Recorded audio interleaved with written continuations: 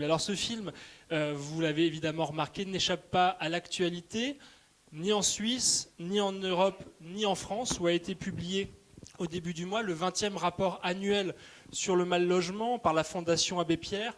Alors j'en ai retenu quelques chiffres, pas beaucoup, mais qui plantent bien l'état de la question. En France, aujourd'hui, il y a 10 millions de personnes touchées de près ou de loin par la crise du logement. Parmi elles, 3,5 millions de personnes sont mal ou très mal logées. Parmi elles, 695 000 sont privées de domicile personnel ou dans des habitations de fortune. Et enfin, 141 500 sont sans domicile, ce qui représente une augmentation de près de 50% par rapport à 2001. La Fondation Abbé Pierre ajoute dans son rapport que le vécu des demandeurs est trop souvent absent sur les processus d'accès au logement. Finalement, le film donc tombe à point nommé, puisqu'on va pouvoir sans doute passer des chiffres à la situation en tant que telle. Et pour cela, eh bien, nous avons nos 4 intervenants. D'abord, Karima Deli, bonsoir. Vous êtes députée Europe Écologie Les Verts, députée européenne, donc du Nord-Ouest. Vous participez à plusieurs commissions au Parlement européen et vous êtes vice-présidente d'un intergroupe qui va nous intéresser pendant ce débat, qui est l'intergroupe Urban, un groupe de parlementaires européens qui réfléchit sur les enjeux de politiques urbaines et d'aménagement urbain. Florent Guéguin, bonsoir. Vous êtes directeur général de la FNARS, c'est-à-dire la Fédération nationale des associations d'accueil et de réinsertion sociale, qui regroupe 870 associations et organismes d'aide, d'accueil aux plus démunis. La Fondation Abbé Pierre en fait partie, Emmaüs, ou encore le 115, c'est-à-dire le numéro d'urgence des sans-abri. La FNARS publie d'ailleurs le baromètre du 115, dans lequel on apprend qu'en décembre dernier, 43% des appelants n'ont pu être hébergés. Sylvain Mathieu, à côté de vous, bonsoir. Délégué interministériel pour l'hébergement et l'accès au logement, la DIAL, organisme qui a été créé en 2010, qui est placé sous l'autorité du Premier ministre et qui est chargé d'assurer la coordination et le suivi entre les différents ministères qui sont concernés par la mise en œuvre des priorités de l'État en matière d'hébergement et d'accès au logement des personnes sans abri ou mal logées. Voilà, il fallait aller jusqu'au bout. Et enfin, Fernand Melgar, le réalisateur, bonsoir, enfin rebonsoir même, bonsoir. Cinéaste suisse, vous êtes réalisateur et producteur autodidacte et vous réalisez depuis pas mal d'années des documentaires sur les questions d'immigration, d'identité, notamment avec l'association Climage que vous avez rejoint dans les années 80. Et parmi les films les plus récents, il y a La Forteresse sur un centre d'enregistrement des migrants et Vol spécial sur le centre de détention administrative de migrants avant leur renvoi dans leur pays d'origine. Alors, la première question est pour vous, et on va évidemment partir du film, et plus précisément de la toute fin du film. Les images qu'on vient de voir là, c'est le printemps, le centre d'hébergement d'urgence s'arrête, ces sans-abri vont presque devenir d'un coup invisibles. Est-ce que c'était votre projet de filmer ces gens qui, une grande partie de l'année, et sans doute aussi pour les habitants de Lausanne, sont invisibles ? C'est vrai que ça fait 40 ans que j'habite dans cette ville, à Lausanne, comme je le disais au début, une belle ville prospère, municipalité de gauche, plutôt ouverte sur la question sociale. Et la réalité que j'ai découverte dans ce film, vraiment, ça a été vraiment pour moi pas une révélation, mais c'est quelque chose que j'ai découvert et dont j'ignorais. Et on l'apprend dans le film. J'ai découvert cette réalité parce qu'il s'est trouvé qu'un matin, je me suis retrouvé avec... voilà, j'ai 4 enfants, j'ai un fils qui est en bas âge et qui se réveille très tôt le matin, et il se trouve qu'il a trop de rôles. Plus souvent ma femme que moi, on va au parc pour pas qu'il réveille toute la famille le dimanche matin, par exemple. Et je me suis retrouvé à 6 heures du matin dans un parc public avec mon fils qui jouait, qui criait et qui a réveillé 2 jeunes Africains qui se sont dressés droits comme des i et ils avaient vraiment l'impression de... Enfin, ils étaient comme ça. Et puis moi, voilà, je suis un documentariste, je suis sensible aux questions sociales, mais avec mes préjugés, je me suis dit, tiens, ils ont quelque chose à se reprocher. Et ils parlent espagnol entre eux, et comme je suis d'origine espagnole, je suis un fils de migrant, j'ai engagé la conversation avec eux, j'ai dit, écoutez, je suis désolé, je vous ai réveillé, j'ai l'impression qu'on vous a fait peur. Puis elle a dit, ouais, on pensait que vous étiez de la police. Préjugés, je pensais qu'ils avaient quelque chose à se reprocher. Et je dis, mais pourquoi vous avez peur de la police ? Je dis, mais... si on dort, on nous met les amendes. Et je dis, attendez, j'ai jamais entendu parler de ça. Et en fait, du coup, ils m'ont sorti les amendes. Ils m'ont sorti de leur poche des amendes. Et je leur ai dit... et c'était des amendes de 100 € pour dormir dans la rue. Je dis, mais c'est incroyable. Et voilà, ça m'a titillé. Et j'ai dit, mais vous êtes beaucoup à dormir dans la rue à Lausanne? Et il m'a dit, oui, on est beaucoup, mais évidemment, on se cache pour ne pas recevoir des amendes. Parce que ce que vous avez vu, ce sont des gens qui cherchent du travail. Et évidemment, recevoir des amendes, c'est se mettre dans une forme d'illégalité. Et c'est pas ce qu'ils recherchent. Ils recherchent avant tout de trouver des emplois. Donc, j'ai mené une enquête pendant 6 mois et j'ai vraiment découvert dans ma ville un peuple fantôme. Ils étaient entre 300 et 400. Alors, dans le film, on découvre peu à peu que ces personnes, quand elles n'ont pas l'abri, elles dorment dans des voitures, elles dorment dans des parcs. Amadou se cache dans un abri. Amadou, quand on tourne la séquence, il fait -10, -8 dans l'endroit où il est. Et donc voilà, j'ai vraiment découvert une réalité, mais qui était vraiment... et surtout dans une ville comme Lausanne, qui est une ville extrêmement riche, où en fait on est quand même dans un bien-être, une cohésion sociale assez idéale. J'ai découvert dans ma ville, au pied de nos immeubles, cette forme de précarité, d'exclusion existait. Et dans le fond, et je suis très content d'être ici, c'est que quand je filme l'abri, quand je filme ma ville, quand je filme cette exclusion que vous avez vue là, c'est pas uniquement ma ville, c'est pas uniquement l'abri, c'est pas Lausanne que je filme. J'ai en tête évidemment Lampedusa, j'ai en tête comment aujourd'hui, désespérément, notre société tente de se tenir à l'écart de la misère du monde. Voilà.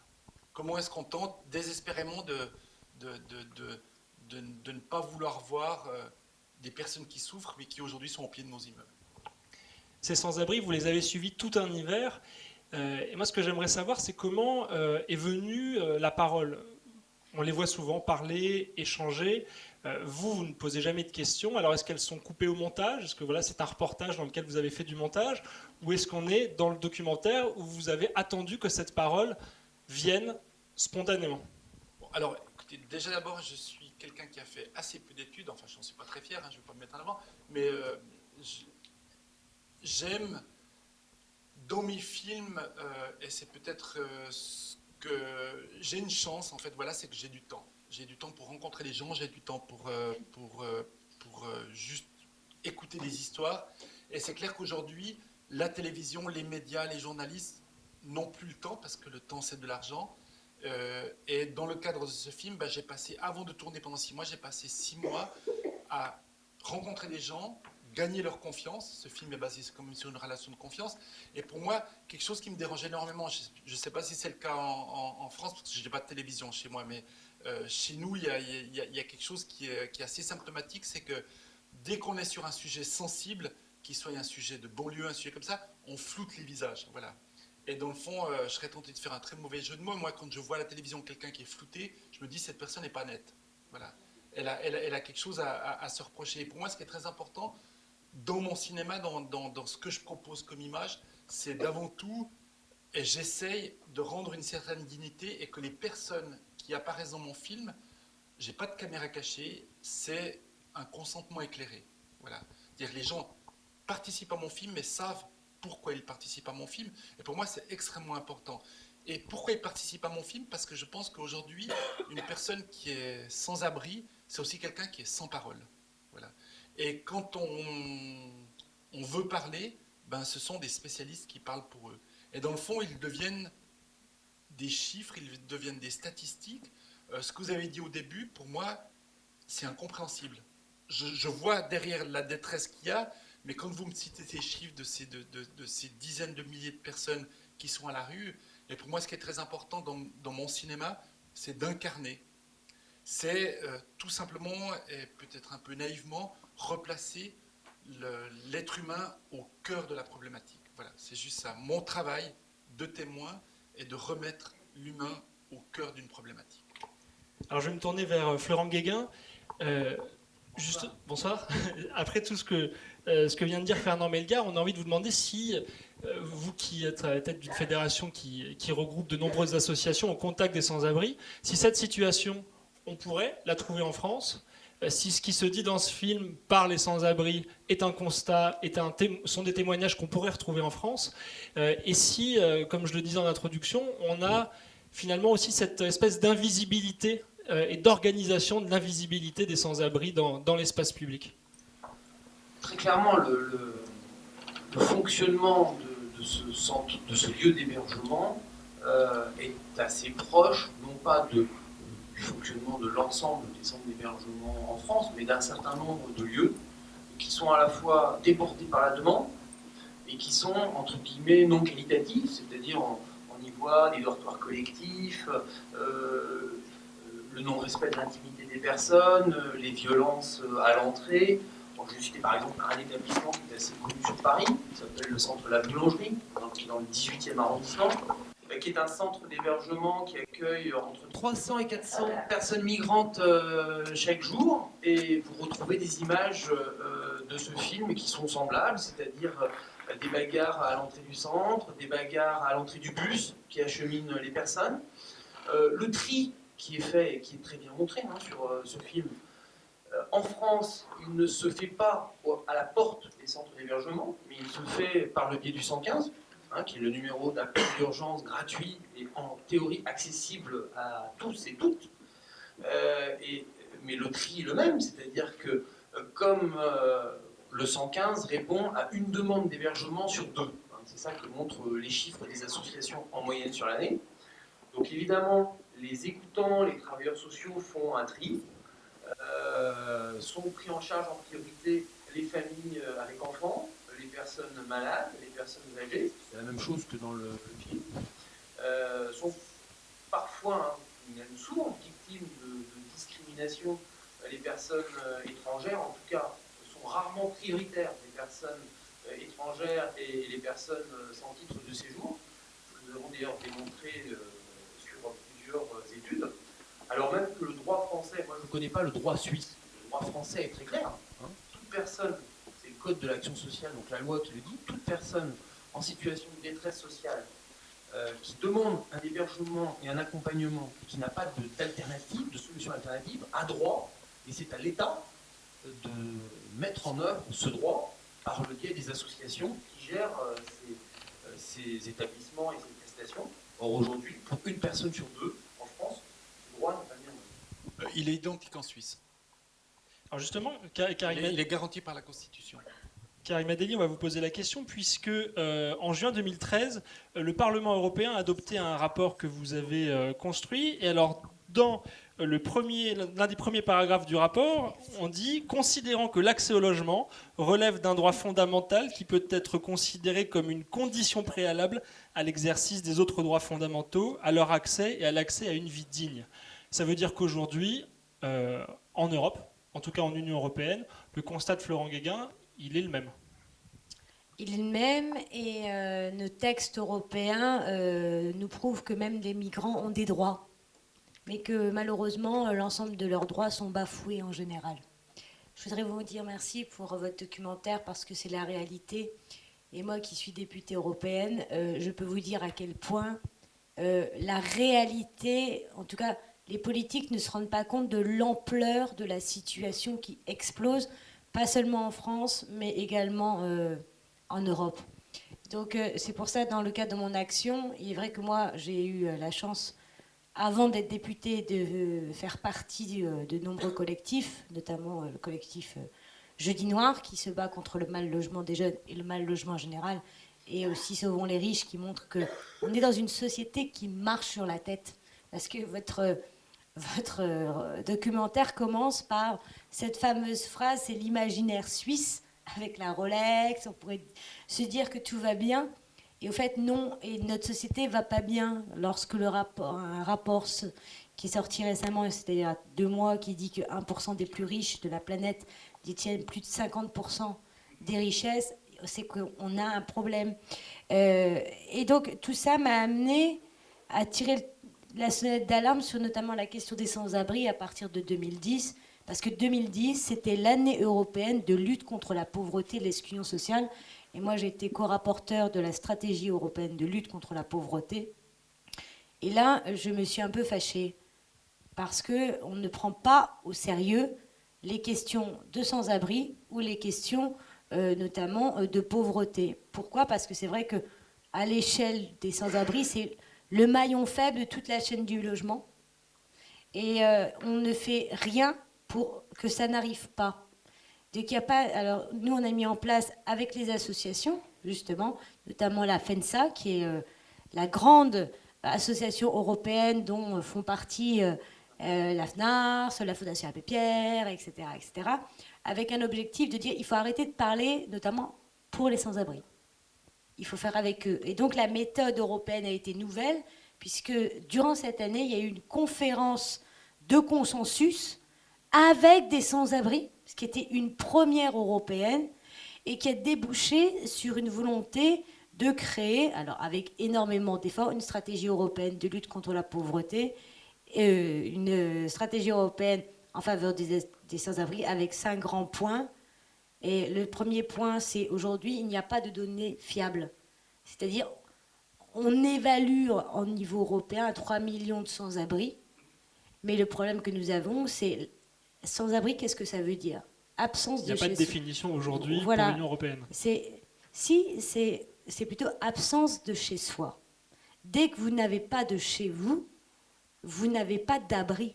C'est-à-dire, vous pouvez dormir dans une caravane ou dans une voiture ou dans un garage. Tout ça fait qu'il n'y a pas de données réelles, quantitatives de c'est quoi la situation du mal-logement.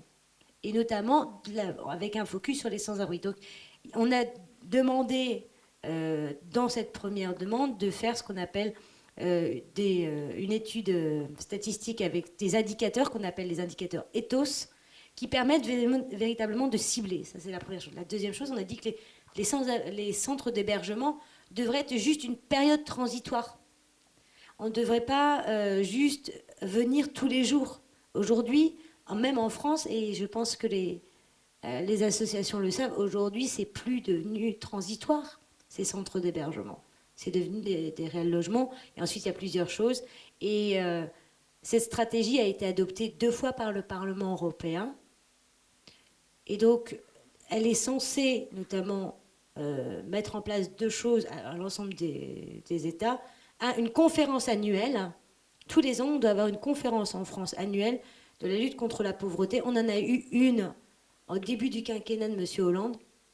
Aujourd'hui, on n'en a quasiment plus. Donc ça, c'est un vrai problème.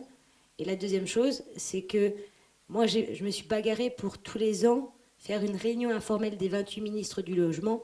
Et tous, la main au cœur, me disent « Ah oui, ne vous inquiétez pas, Madame Dely, on va mettre en place votre stratégie européenne en faveur des sans-abri. » Et personne ne le fait réellement.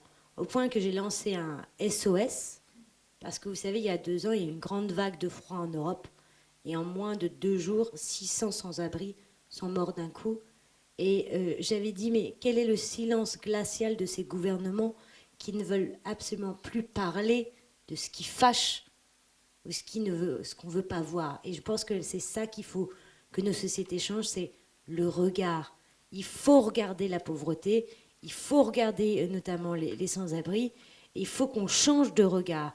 Et un des derniers combats qu'on mène, c'est ce qu'on voit dans votre reportage, et ce qui est scandaleux dans nos sociétés, c'est la criminalisation de la pauvreté. Un exemple très récent, c'est pas récent, mais là en ce moment il y a une vague, c'est en Hongrie, où malheureusement les sans-abri sont envoyés dans les prisons et ils doivent payer des amendes de 180 €. Fernand Melga. Oui, permettez-moi juste de rajouter, c'est très intéressant, c'est que quand on parle des amendes qui sont données dans ma ville, où la nomination c'est un règlement communal, où il y a une interdiction de faire du camping. Il y a un camping municipal, voilà, on a fait un camping pour les gens, je sais pas, bon. Sur la base de ce camping municipal, les gens qui dorment dehors ont une interdiction de faire de camping à l'extérieur du camping. Mais il se trouve simplement, et c'est très important, cette criminalisation de la migration aujourd'hui, c'est que après 3 amendes, ces amendes se transforment en Suisse en ce qu'on appelle des jours-amendes. C'est-à-dire que vous allez payer vos amendes en allant en prison. Mais le moment où vous franchissez la porte de la prison, votre peine est inscrite dans votre casier judiciaire. Et en Suisse, c'est très important parce qu'il y a une nouvelle loi. Vous devenez ce qu'on appelle un criminel étranger. Et sur cette loi de criminel étranger, vous êtes expulsable du territoire suisse pour une durée de 10 ans. Donc, Un sans-abri qui ramasse 3 amendes 3 soirs de suite va aller en prison et va avoir une injonction d'expulsion et va être qualifié de ce qu'on appelle un criminel étranger. C'est la nomination qui est donnée aujourd'hui. C'est une loi qui a été proposée par l'extrême droite en Suisse, qui a été plébiscitée par le peuple suisse. Et aujourd'hui, être un sans-abri est être un criminel en puissance. Et c'est quelque chose qui est appliqué aujourd'hui en Suisse. Alors Sylvain Mathieu, Karim Adeli disait que les gouvernements, le personnel gouvernemental l'a regardé la main sur le cœur en disant c'est un problème grave, on va agir. Ah, c'est vous, finalement, avec la DIAL, qui êtes chargé de ça pour les politiques. Je vais vous dire exactement ce qui est fait, effectivement. Mais moi, je voudrais remercier pour le film, d'abord, parce que c'est la deuxième fois que je le vois. Et il me touche toujours autant. Je suis frappé à la fois parce que il y a un vrai effet de proximité. C'est-à-dire que voilà, on est forcément complètement en contact avec les drames humains qui se vivent. Et puis, ce qui... Juste pour l'anecdote, vous avez vu la famille Rome, je ne sais pas si vous avez remarqué, ils ont des plaques françaises. Oui, oui, je l'ai remarqué, j'ai absolument remarqué ça. Ils font partie de ces gens qui ont été chassés, en fait, de ces camps qui ont été démantelés dans la région d'Annecy, en fait. Oui, oui, j'ai vu qu'ils avaient une plaque 69, je crois, enfin, de mémoire. Mais ce qui me frappe aussi, c'est que la situation dans laquelle les travailleurs sociaux et les travailleurs sont mis, qui est une situation épouvantable. Et il y en a plusieurs qui le disent, où ils sont obligés de faire du tri. Et quand on regarde ça, on dit le système est fou. Le système est fou dans le sens où, voilà, à la fois, on refuse dans des situations vraiment difficiles, climatiques, mais c'est pas seulement ça, d'exclusion aux personnes, de trouver un abri qui est largement insuffisant et qui a des vrais caractères d'indignité. Hein. Mais en plus, les personnes qui sont chargées de ça, elles sont quand même de cœur avec ceux et celles qui essaient de loger, d'abriter, et on les pousse à être odieux, quoi, presque d'une certaine manière à certains moments, parce qu'ils sont dans des telles contradictions entre un règlement, entre des places qui doivent voilà, remplir, que ça devient difficile pour eux. C'est une situation qu'on vit en France. Hein. Je suis assez d'accord avec Florent, y compris sur la question des travailleurs sociaux, parce que les personnes qui sont dans le 115 sont aussi amenées à faire du tri. On a déporté, oui, on a déporté le tri, c'est vrai. Il est fait de façon quand même moins directe, mais il y en a un quand même qui est lié au niveau des places. Alors qu'est-ce qui est fait, puisque c'était votre question? Bon, il y a, faut rappeler quand même, il y a 1,5 milliard d'euros qui est dépensé directement pour l'hébergement d'urgence en France. C'est pas négligeable, 1,5 milliard d'euros. Bon.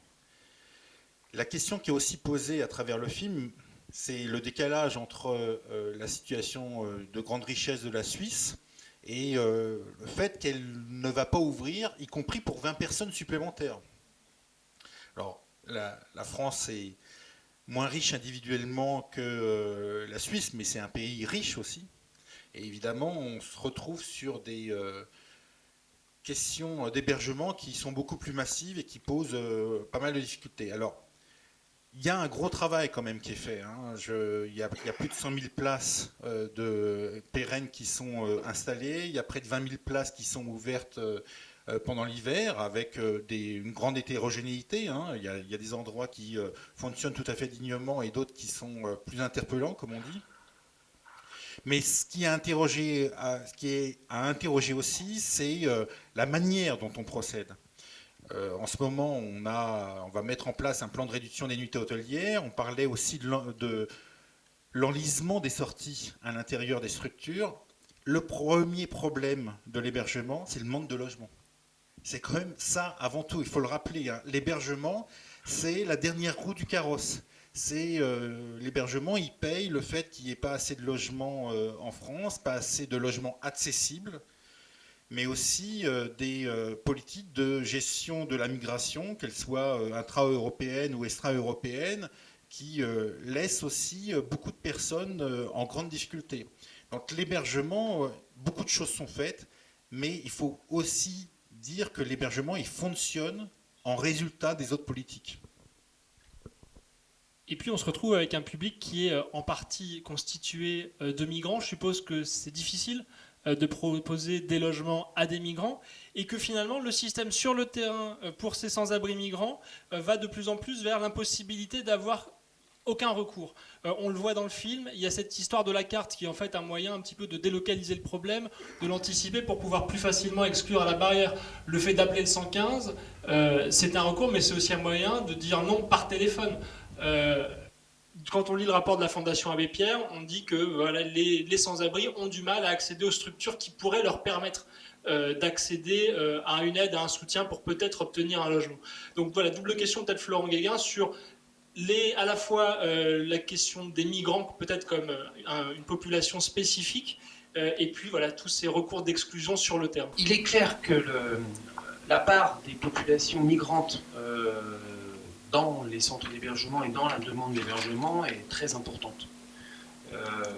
On ne la quantifie pas forcément, on ne souhaite pas d'ailleurs forcément la quantifier pour des raisons éthiques, politiques, déontologiques. C'est d'ailleurs la raison pour laquelle, honnêtement, même si je suis tout à fait d'accord avec Karima Deli sur ce qu'on appelle la doctrine du logement d'abord, hein, tu as rappelé aussi, qui dit que l'objectif c'est le logement, c'est pas l'hébergement, les gens doivent pouvoir en sortir, l'hébergement ne peut être qu'un sas inconditionnel de court terme, etc. En même temps, il y a une réalité qu'il faut pas, sur laquelle il faut répondre. Il y a une proportion importante de personnes dans les centres d'hébergement, en Suisse comme en France, qui, à droit constant, n'ont pas droit au logement. En tout cas, n'ont pas droit au logement social, au logement, entre guillemets, à bon marché. Sauf à obtenir une régularisation, ce qui se fait de manière au compte-gouttes, je dirais, en tout cas en France. Donc, voilà, je veux dire, à un moment donné, il y a une responsabilité des politiques et des pouvoirs publics. Soit on estime que ces personnes n'ont pas je dirais, à résider dans le pays qui les accueille de manière temporaire. Et c'est un peu ce qui se passe en France. On les maintient dans des cul-de-sac d'hébergement, qui sont des hôtels en région parisienne, qui coûtent par ailleurs très cher à l'État, hein, pour, encore une fois, des conditions de vie pour ces familles qui sont terribles. Enfin, je veux dire, insécurité alimentaire, non-scolarisation des enfants, etc. Une politique d'hébergement précaire, souvent sans accompagnement, qui, je l'ai dit, à la fois est indigne, coûte très cher, et sans avenir pour des personnes qui n'auront pas, finalement, qui ne peuvent pas acquérir un statut leur permettant de travailler, leur permettant donc d'avoir des ressources stables et leur permettant d'accéder au logement social, sont condamnés à l'hébergement, je dirais, ad vitam aeternam. Donc, il faut répondre à cette question du statut des personnes et de leur éventuelle régularisation sous un certain nombre de conditions qu'il faut définir, pour pouvoir parler de la doctrine du logement d'abord. Voilà. Et ne pas contourner le problème. Je pense que politiquement, aujourd'hui, on contourne le problème pour des raisons évidentes. Hein. Je veux dire, on a un parti d'extrême droite en France qui est aux alentours de entre 25 et 30%. Donc, je veux dire, c'est une question, la question migratoire, elle gêne aux entournures aussi bien les politiques, mais aussi le secteur associatif. Alors Karima Deli peut-être répondre là-dessus, et aussi en faisant le distinguo éventuellement entre les migrants communautaires et extra-communautaires. Est-ce qu'il y a une différence entre les deux? Et voilà, est-ce qu'on peut proposer des solutions de logement à des migrants qui vont avoir des papiers, qui vont avoir une date d'arrêt, qui vont être obligés, qui n'auront plus d'existence, de présence légale sur un territoire national? Normalement, l'hébergement est inconditionnel. Et ça, on a oublié, c'est écrit dans le droit européen, mais c'est aussi écrit dans notre propre droit. C'est-à-dire, il n'y a pas de critères. Ça, c'est la première chose. Donc, les migrants, quel que soit, qu'ils soient communautaires ou non communautaires, ont le droit à l'accès à l'hébergement. Je pense que la réflexion que les politiques n'ont pas, c'est de savoir, le mal logement, il faut retirer cette racine et la soigner très vite.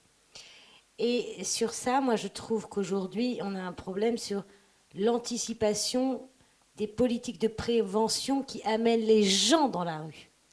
Par exemple, il n'y a pas de dispositif réel contre les expulsions chaque année. Par exemple, en Allemagne, il y a un truc exceptionnel. Il y a des politiques de lutte contre les expulsions. Par exemple, ils ont décidé qu'une famille qui a un accident de la vie, ça peut être une maladie, une perte d'emploi, etc., l'État va prendre en charge son loyer pendant 6 mois, le temps de se reconstruire, plutôt que de mettre les gens dans la rue parce qu'ils savent que ça fait des drames humains, ils savent que ça fait des fractures énormes s'il y a des enfants, etc. Mais surtout que ça coûte plus cher à la collectivité de mettre les gens dehors que de les maintenir dans leur propre logement. Donc je pense que ça, c'est véritablement des choses. Alors tout à l'heure, M. Kegan a dit le logement d'abord. Ça, c'est une théorie européenne qui dit que oui, l'hébergement, c'est transitoire et tout de suite, il faut mettre les gens avec un véritable accompagnement dans des logements, c'est ce qu'on appelle la housing first.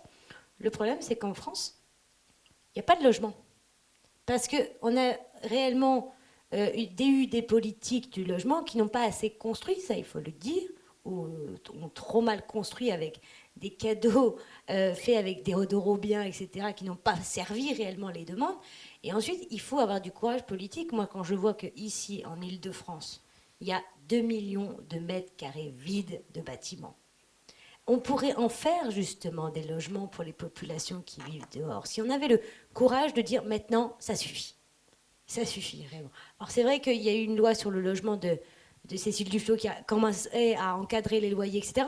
Mais il faut aller beaucoup plus loin. Et une autre chose qu'on ne parle pas assez, je crois que, par exemple, en Espagne, c'est dramatique ce qui se passe en Espagne en ce moment, c'est qu'il y a 500 000 familles qui sont expulsées parce qu'elles ont fait des crédits hypothécaires. Alors c'est quoi? Elles ont acheté leur maison et les banques aujourd'hui disent vous sortez de votre maison et vous continuez à nous rembourser. Et c'est ces crédits hypothécaires qui font que malheureusement ces questions-là de bulle immobilière, on n'arrive pas à les régler. Il faut vite les régler et ces questions-là, pour la première fois, entrent de plein pied au niveau européen parce qu'on se rend compte que la régulation des marchés, elle se fait au niveau européen. Et c'est ça qui est important, je pense, et il faut vraiment qu'on travaille tous ensemble sur ces questions, c'est que la question des migrants ne doit pas être une vraie question, en fait. Tout à l'heure, vous avez dit quelque chose d'incroyable. Vous avez dit, oui, moi, mon documentaire, je veux remettre l'être humain au cœur, justement, des politiques de notre société, etc. Moi, je pense que notre société manque un peu plus d'humanisme. Des fois, on se dit, mais il est où le... Alors, des fois, je regarde Pierry, qui est un ancien collaborateur, mais souvent, moi, je disais, mais il est où notre abbé Pierre qui crie « Stop !» Il y en a marre, qu'est-ce qu'on fait ensemble? Et d'avoir cet élan de solidarité, de fraternité, qui fasse que tout le monde, on se mobilise. Vraiment, tous les ans, on dit que le mal logement et le rapport de la Fondation, mais ça fait 20 ans, quoi. Il est toujours là et on est dans une situation qui est explosive. Je suis désolée de dire ce mot-là, mais qui est explosive et on ne fait rien. Alors on arrête aujourd'hui les paroles parce que les politiques, on sait ce qu'il faut faire. Il y a je ne sais pas combien de rapports qui sont sortis sur ces politiques-là. Maintenant, on se met au travail et ensuite, on cherche vraiment des conditions de financement. Parce que la vraie problématique en ce moment, c'est où on cherche les financements. Quand je vois que nous, au niveau européen, on a dégagé des fonds européens spécialement pour les sans-abri et la communauté rome. Alors, en Europe, on ne dit pas communauté rome, on dit population marginalisée, parce que ça n'existe pas. Il n'y a pas de communauté en Union européenne. Voilà. Et il y a des fonds qui sont sur la table, qui demandent juste à être utilisés pour notamment les objectifs qu'on a fixés, notamment en faveur des sans-abri, en faveur des communautés roms, en faveur de l'accompagnement social, etc. Mais qui le sait? Qui réellement va regarder si les régions font bien? Alors je sais que vous allez le faire, Monsieur Deladial, mais il faut vraiment mettre en dynamique toutes ces possibilités, tous ces outils, parce qu'on ne peut pas dire tous les ans en hiver, ou alors dans le rapport l'abbé Pierre, on va faire le mal logement, la cause nationale. C'est plus possible parce que derrière, il y a des souffrances, mais surtout qu'il y a des drames humains. On meurt du mal logement en France, comme en Europe. Cette politique d'hébergement dans les hôtels, est-ce qu'elle n'est pas trop coûteuse par rapport à d'autres moyens d'hébergement qu'on pourrait développer?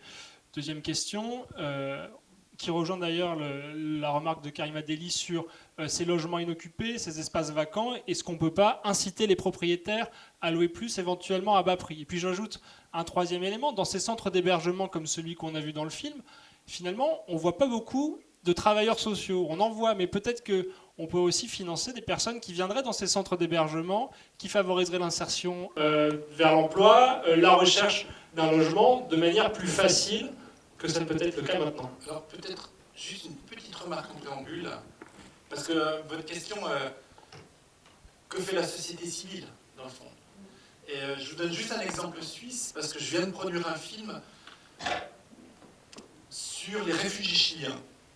Coup d'État d'Allende, des réfugiés chiliens cherchent refuge en Europe, et c'est la première fois la Suisse, qui est une terre de tradition d'accueil, qui pour la première fois, coup d'État d'Allende, 73, 73, hein, 73, pour la première fois la Suisse va dire non. Parce que jusqu'à ce jour, jusqu'au coup d'État d'Allende, la Suisse accueillait des gens qui fuyaient le communisme, et c'est la première fois qu'ils avaient des réfugiés qui fuyaient un parti d'extrême droite. Voilà. Et c'est la première fois qu'un conseiller fédéral dit non, on ne va pas accueillir ces personnes qui pourraient déstabiliser notre pays. Il s'est trouvé qu'à cette époque, un abbé, l'abbé Cor, va faire un appel à la désobéissance civile en 73 et va demander « Ok, notre gouvernement refuse d'accueillir des requérants d'asile. Est-ce qu'il y aurait des familles, ce que vous dites, qui seraient d'accord d'accueillir ces réfugiés chiliens ?» Spontanément, en une semaine, en Suisse, 2000 familles, en 73, vont accueillir, sans aucune subvention d'État, clandestinement, 2000 familles en Suisse, et vont sauver, dans le fond, de la dictature, près de 3000 Chiliens qui, pour la plupart, aujourd'hui, résident encore en Suisse. Il s'est trouvé qu'il y a quelques mois, dans cette idée-là, parce que la Suisse a décidé de placer des contingents sur la question de l'exode massif syrien, de dire, est-ce qu'il y aurait des familles suisses qui seraient d'accord d'accueillir, aidées par l'État, des familles syriennes? Et il s'est trouvé qu'après une campagne assez importante, j'ai reçu les chiffres, en tout cas sur la Suisse romande, c'était à peine une dizaine de familles suisses, subventionnées par l'État, qui étaient d'accord d'accueillir des réfugiés syriens au sein de leur maison. Voilà. Juste pour vous donner une petite température à 30 ans d'écart, 40 ans d'écart sur... Et je crois qu'aujourd'hui, et je reviens juste encore un petit mot, j'étais ce week-end comme jury au Festival international des droits humains à Genève, un festival de cinéma, et où cette question de la société civile est au cœur des films, est au cœur des débats. On dit beaucoup que fait le politique, mais aujourd'hui la question, et je pense que votre question est très pertinente, de dire que fait la société civile, que faisons-nous dans le fond au quotidien pour aider ces personnes. Voilà, c'est juste un... Alors, moi j'ai un rôle pas facile dans ce débat, c'est à la fois de dire ce qui se fait, montrer qu'il se fait quand même pas rien. Non, on peut pas dire ça. Non, c'est pas vrai. Il se fait un certain nombre de choses et montrer aussi que voilà, le problème est quand même réellement compliqué, qui se résout pas d'un claquement de doigts, qu'il y a beaucoup de choses qui sont à gérer dans les réponses. Alors, concernant l'hébergement hôtelier, je vais être rapide. L'hébergement hôtelier, au départ, il a été vu comme une solution rapide de mise à l'abri par rapport à des personnes qui étaient réellement en difficulté. Voilà, on peut immédiatement trouver de l'hôtel. La difficulté, c'est que ça s'est emballé face à la demande et face au manque d'hébergement qui existait et au manque de logements disponibles tout de suite. Et nous, on est arrivé à une situation où on n'est pas loin de 40 000 personnes qui sont hébergées chaque nuit à l'hôtel pour des coûts, c'est vrai, qui sont importants. Et donc, on va lancer là un plan de réduction de ces nuitées hôtelières pour essayer de transférer ces personnes dans de l'hébergement où il y aura de l'accompagnement social, où effectivement elles seront beaucoup plus suivies et accompagnées, notamment pour tout ce qui est relatif à la scolarité, à la possibilité de manger correctement et l'ensemble de ces droits-là. Simplement, ce transfert n'est pas évident parce que il faut trouver des hébergements, il faut les construire, il faut les faire, il faut qu'il y ait des embauches aussi de personnes. Il y a une réponse à ça qui est plus rapide, qui permet d'aborder la deuxième question, qui est celle de ce qu'on appelle l'intermédiation locative et qui répond à votre question, madame. Il y a des milliers, à peu près 7 à 8 000, mais en fait plus quand on compte l'ensemble des systèmes, appartements qui sont loués à des privés et qui permettent d'héberger des personnes. Ça coûte moins cher, effectivement. Et en plus, évidemment, les conditions sont bien meilleures et elles permettent justement de travailler sur, alors pas nécessairement de la réinsertion parce que c'est un mot que j'aime pas, mais en tous les cas de l'accès au logement et de l'accès à l'emploi.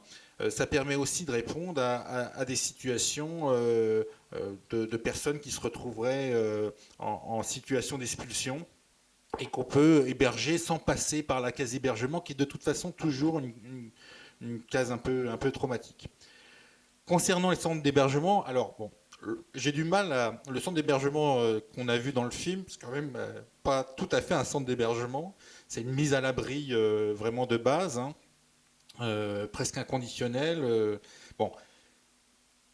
Les centres d'hébergement tels qu'ils existent en France, je parle des hébergements pérennes, il y a des travailleurs sociaux, il y a un travail qui est fait pour que les personnes en sortent.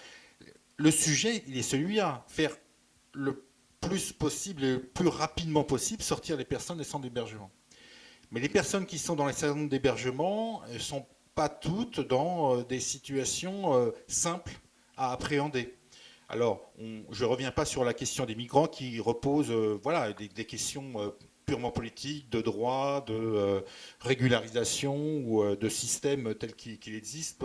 On l'a évoqué. Il y a aussi beaucoup de problèmes psychiatriques de personnes. Bon, là, l'accompagnement doit être long. Il y a des questions aussi qui sont relatives au quart monde, c'est-à-dire un grand éloignement et de l'emploi et d'un certain nombre de codes qui sont les nôtres de vie en société et qui font qu'il faut du temps, il faut de l'argent, il faut beaucoup d'accompagnement pour y arriver. Voilà. Donc il y a une grande hétérogénéité de personnes qui sont dans ces centres d'hébergement et qui appellent des solutions aussi d'accompagnement global, mais aussi d'accompagnement différencié. C'est la raison pour laquelle il y a réellement des problèmes de sortie des centres d'hébergement. Mais je le répète, c'est vrai, ça a été dit à plusieurs reprises, on paie quand même le prix d'un manque de logement depuis des dizaines d'années, de problèmes de prévision. L'INSEE, les différents schémas directeurs n'ont pas prévu le fait qu'il y allait avoir beaucoup plus de familles monoparentales, qu'il y allait avoir beaucoup plus de personnes qui venaient en France, qu'il y a la natalité, elle resterait dynamique. Et ils étaient plutôt sur une baisse de cette natalité. Total, il y a un manque de logement structurel en France qui est particulièrement important et qui embolise l'ensemble de la chaîne, et donc y compris l'hébergement. Florent Guéguin, vous qui êtes peut-être au plus près de la question au contraire de l'hébergement d'urgence, la construction massive de logements, une politique de construction, ça vous semble être la priorité? Des associations nationales d'hébergement et de logement, et vous les avez citées au début, la Fondation Abbé Pierre, la FNARS, Emmaüs, etc., ont organisé le 12 février dernier une grande nuit solidaire sur le logement à Paris, qui a regroupé 5-6 000 personnes, place de la République.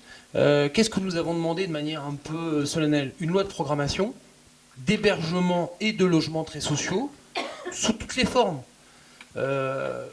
Le logement, nous avons une conception large du logement social. On sait qu'il faut 2 à 3 ans pour produire, entre le moment de la décision de financement du logement social et le moment où il est livré, il faut 3 ans. Donc pour répondre à une situation de crise immédiate, il faut à la fois une programmation beaucoup plus dynamique du logement social et du logement très social, hein, parce que l'un des problèmes dans la production française, c'est que même le logement HLM qui d'ailleurs, hein, entre parenthèses, bénéficie d'une aide de l'État en diminution chaque année. Hein, cette année, de manière historique, c'est une triste, je dirais, date, le logement social classique qu'on appelle plus ne bénéficie plus d'aide directe de l'État, d'aide dite à la pierre, alors qu'il était structurellement financé par l'État. Donc quand même, hein, l'État fait beaucoup de choses. Enfin, l'État se désengage aujourd'hui de l'aide à la pierre sur le logement social et sur le logement très social. Ce qui n'aide pas à construire, ce qui n'aide pas à convaincre les collectivités locales qui parfois, hein, d'ailleurs, ne veulent pas de logements sociaux sur leur territoire à construire et à réaliser ces programmes. Comme il faut produire du logement rapidement, il faut mobiliser le parc privé. C'est ce que disait Sylvain Mathieu, hein, et ce que proposait Madame, c'est-à-dire mobiliser les logements vacants avec un système gagnant-gagnant, où à la fois on garantit un loyer aux propriétaires privés, on garantit une remise en état du logement, une gestion locative correcte, et en contrepartie, le propriétaire accepte un plafonnement de loyer et accepte, entre guillemets, le logement de familles en grande difficulté. Ça pourrait se développer de manière assez massive.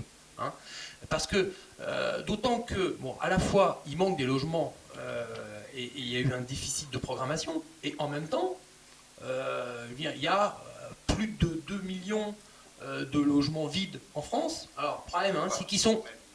Attendez, c'est ce que j'allais dire, c'est-à-dire, il y a entre 2 et 3 millions de logements vides. Là-dedans, il y a 130 000 logements vides HLM, quand même particulièrement problématique.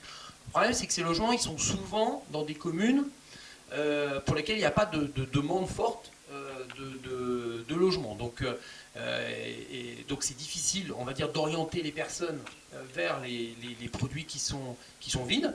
Il y a l'effet, c'est ce que disait Madame Denis, hein, quand même, l'effet des politiques de défiscalisation du logement intermédiaire, privé ou public d'ailleurs, et qui continue, hein, puisque, encore une fois, l'État, c'est une politique de gauche, baisse ses subventions directes au logement social. Par contre, il met 1,9 milliard sur le logement intermédiaire, alors même qu'on a un paquet de logements intermédiaires vides. Ils sont vides pourquoi? Parce que les loyers qui sont proposés ne sont pas attractifs, soit parce qu'ils sont finalement des loyers qui sont peu ou prou les mêmes que les loyers du marché, soit parce que ce sont des logements qui ont été financés, qui ont été achetés dans des endroits où les gens n'ont pas envie de vivre. Donc, et ça, c'est le fruit d'une politique de défiscalisation qui malheureusement continue. Et ça, pour moi, hein, c'est de l'argent public caché, enfin, je veux dire, qu'on pourrait investir sur le logement social, sur le logement très social.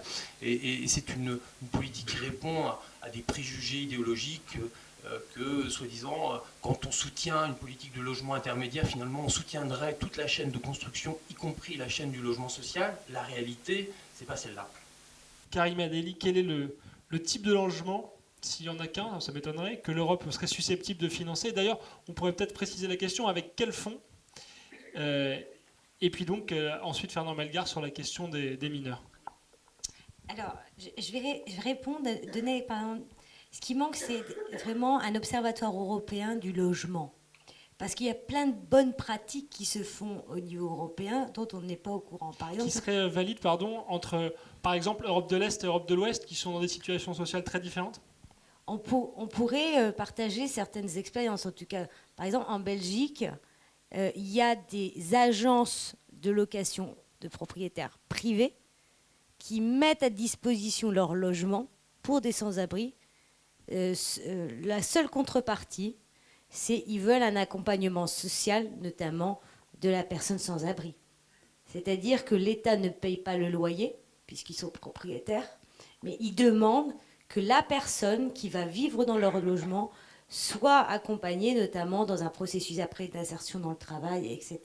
Ce qui n'existe absolument pas, ce genre d'agence en France, et c'est une bonne pratique. Les types de logements en Europe varient extrêmement parce qu'on n'a pas du tout le même marché, tout simplement. Par exemple, dans les pays du Nord, vous avez par exemple beaucoup de logements coopératifs. Ça, c'est vraiment la méthode des Pays-Bas. Par exemple, aux Pays-Bas, c'est 70% de logements sociaux. En Espagne, il n'y a quasiment pas de marché locatif parce que ça a été la politique du tous propriétaire, au point qu'il y a toute une génération aujourd'hui, qui est des moins de 35 ans, qui disent aujourd'hui, on ne sait pas se loger parce qu'ils sont obligés soit de vivre encore chez leurs parents, soit de mettre de côté pour pouvoir acheter, parce qu'il n'existe pas de logements sociaux réellement. En France, on est dans un modèle plutôt mixte, ce qu'on appelle un modèle mixte, c'est-à-dire qu'on a une belle offre du logement qui n'est pas assez abordable, je suis d'accord avec vous, mais on a eu aussi un président à un moment qui a dit tous propriétaires.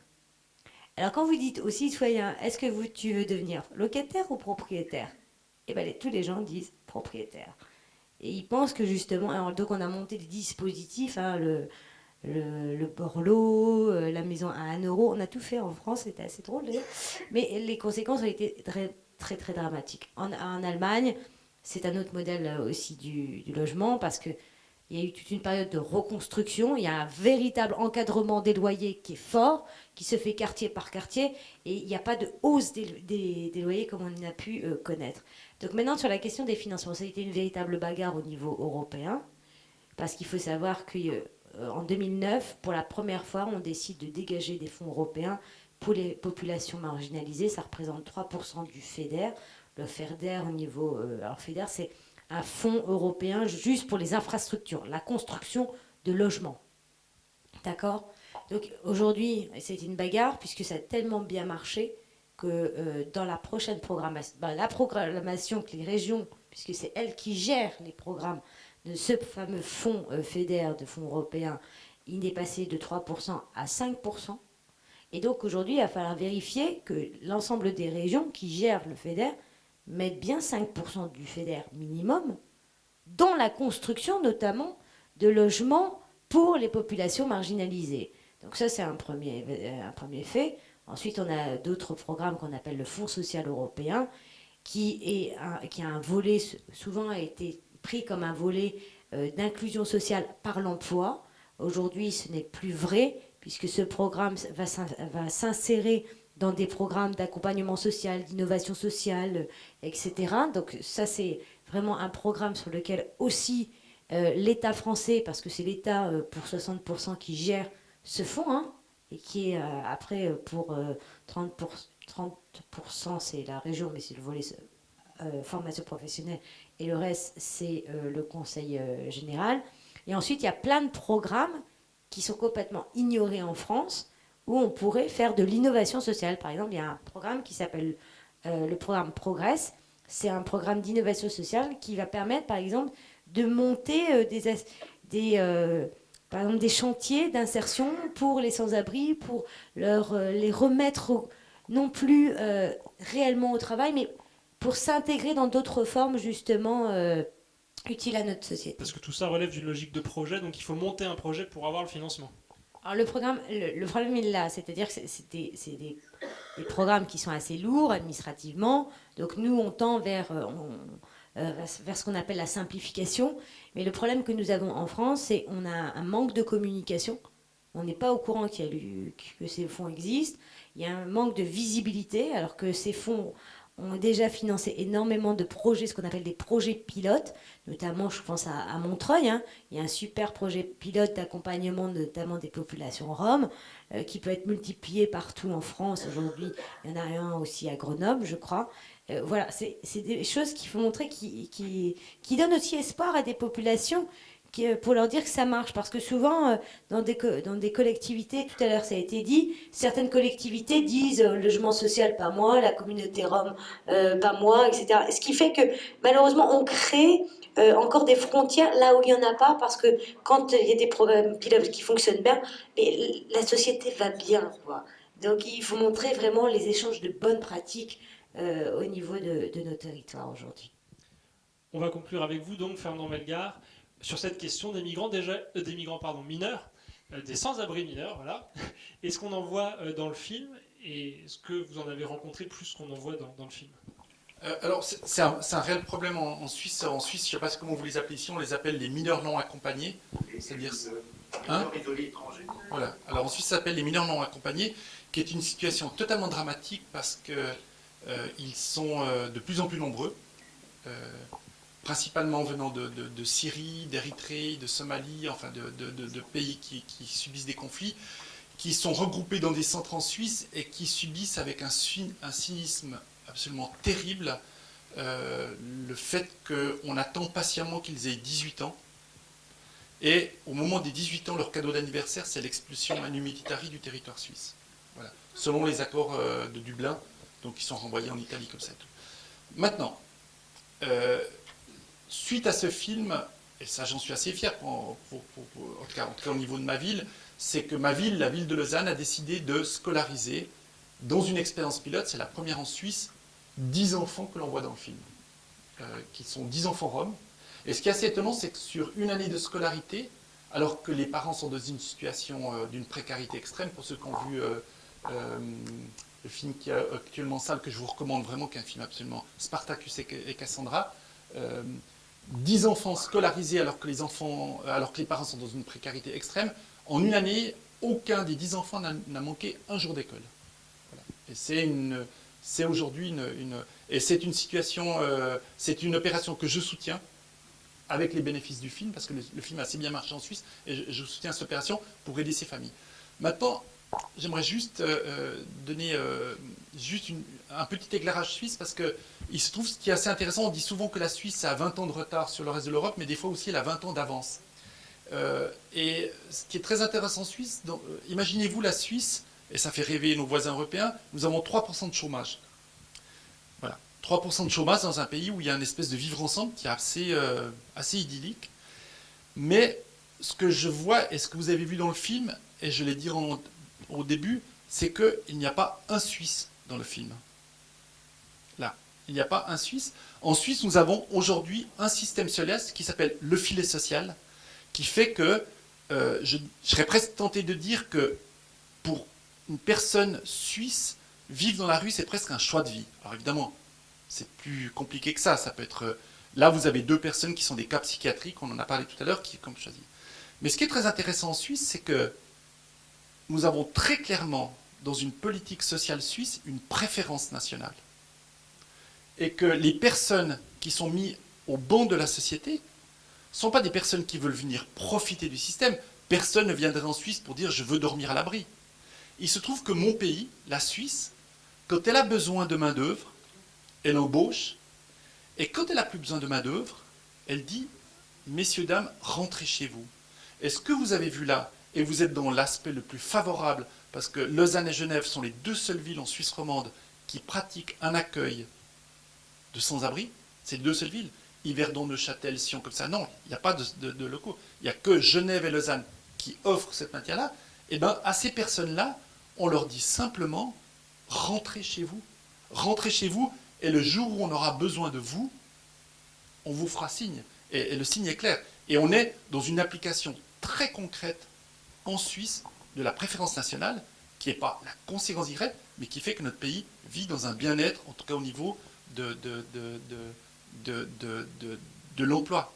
Et si vous avez suivi le vote du 9 février sur la fin des bilatérales, c'est simplement que la Suisse, qui vit une très légère crise, est tout simplement en train d'exporter son chômage, c'est-à-dire dire, pour le moment, nous ne voulons pas d'Européens parce que nous n'avons pas besoin d'Européens, et que peut-être dans quelques années, quand nous en aurons besoin, nous renégocierons nos accords pour pouvoir... Voilà. On est dans le cadre, et qui est une préfiguration de ce qui est en train de se passer en Europe. Qu'est-ce qu'on dit à ces migrants dans le fond? On leur dit, rentrez chez vous, on n'a plus besoin de vous. Alors que dans les années 50, on faisait venir des Polonais dans les mines, dans les années 60, on a fait venir des Maghrébins, enfin voilà. Eh bien, merci à tous les 4. En tout cas, voilà, le plus important maintenant, c'est d'en débattre et de se rappeler que le film sort mercredi en salle. Et là, je vais prêcher pour ma paroisse. C'est un film en partenariat avec France Culture. Ben, merci à tous et très bonne soirée.